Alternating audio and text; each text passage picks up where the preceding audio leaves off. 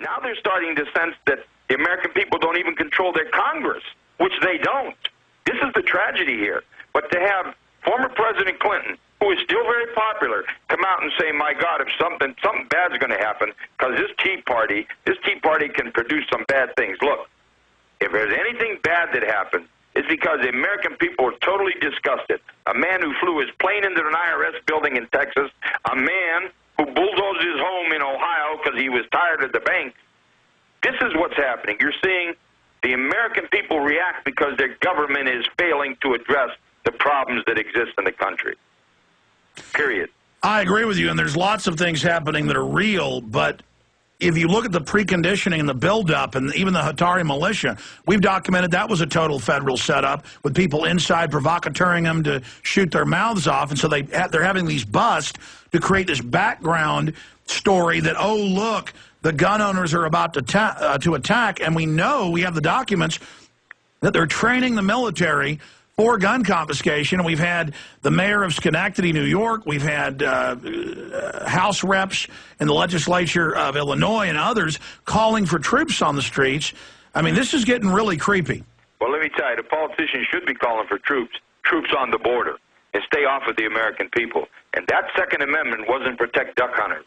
It was to protect the American people from a government. And let me tell you something, they're bringing this on themselves. But the good thing that's happening is all these issues are now coming to light, Alex.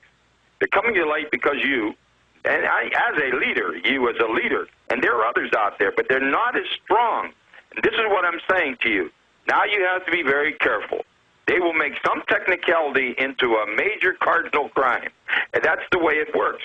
So I think you, having heard these comments, I think you know that. You're very intelligent. No, I know, and I'm very aware of it, and I appreciate you talking about it. I mean, I never intended to have this big of an effect. I mean, I wanted to have an effect, but I didn't know I'd get in the position of, within so many of these documents, they're saying, there's the enemy, get him, get him. But I've talked to so many troops that have called me and sent us information. They say that's why the troops and police then tune into the show, because they're told, don't listen to Alex Jones, he's bad. I mean, the government is smart at certain levels, but it's also stupid. Alex, you know the amazing thing, when I brought John Deminick home, I got a number of calls sort of just like this. Just listen. Good job, Congressman. We're proud of you. Hang up. Good job, Congressman. Hang up. The reason those calls were so quick is they were coming from the Justice Department.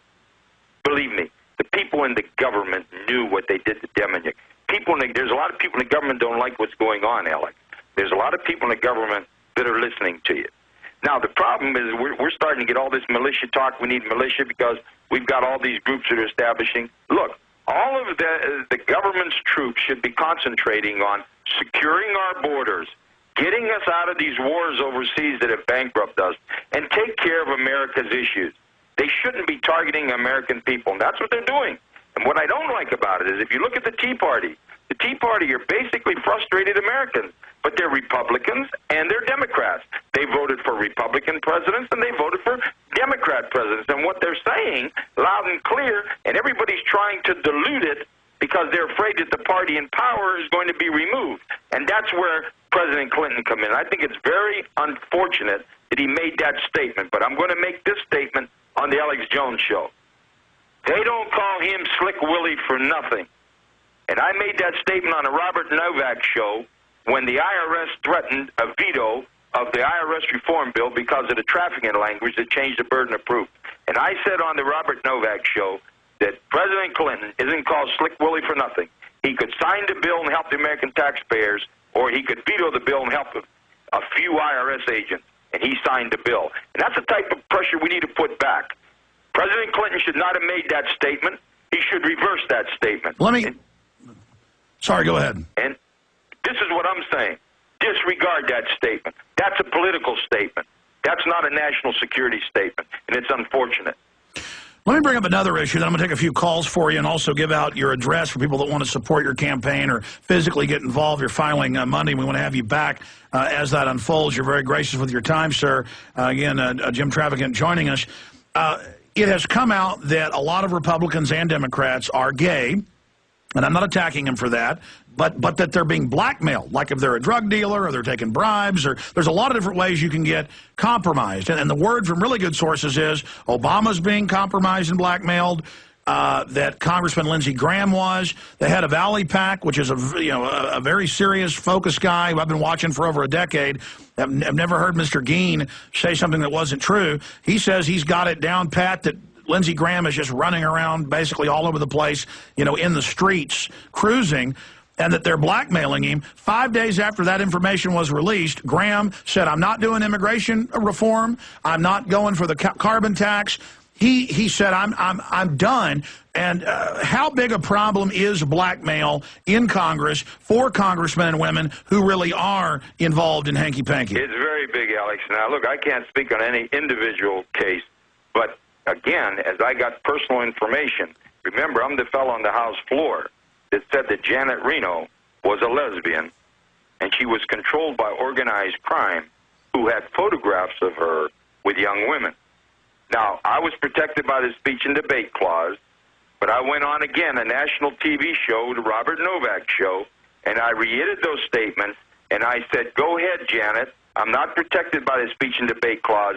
Take me to court, because maybe now we'll find out why you will not allow an investigation in $10 million from a red Chinese army general that went to President Clinton's campaign fund.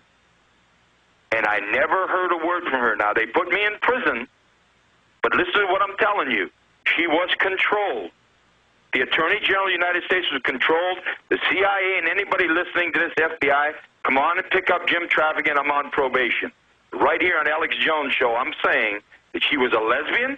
She was, in fact, appointed an assistant prosecutor in Dade County, the cocaine capital of America. She was ultimately, after the prosecutor resigned, appointed the prosecutor, then won re-election. Now, that's one I knew about. But I can guarantee you there are people in Washington that are afraid to say anything because of their background. There are people who are afraid. And this is the thing I don't like. And this is the thing that Congressman, I've got to interrupt. I'm skipping a network break. This break belongs to the network. Station should not run over this. I'm skipping the break for time. Go ahead, Congressman. Okay. The bottom line is, I don't know if you remember, but Jane Harmon from California was picked up on a voice recorder of promising American-Israeli Public Affairs Committee that she'd get their 2 spies out of prison if they used their influence to make her the chairman of the Intelligence Committee. Yeah, that was on the news. Yeah, but it was hidden away real fast, and it was hidden away real good. But do you know that the 2 spies were ultimately turned loose by our Attorney General Holder? And he said, we're not sure that they had bad intent. Well, keep in mind, Alex, that the man that they were working with in the Pentagon, Larry Franklin, is still in prison for 12 years for giving secrets. And what their efforts were, they were attempting to mobilize the Pentagon to attack Iran. Look, enough is enough. Everybody's afraid down there, Alex. And the thing I don't like is the IRS has thousands of times testified before Congress and said the only weapon we have to collect voluntary taxes is the element of fear.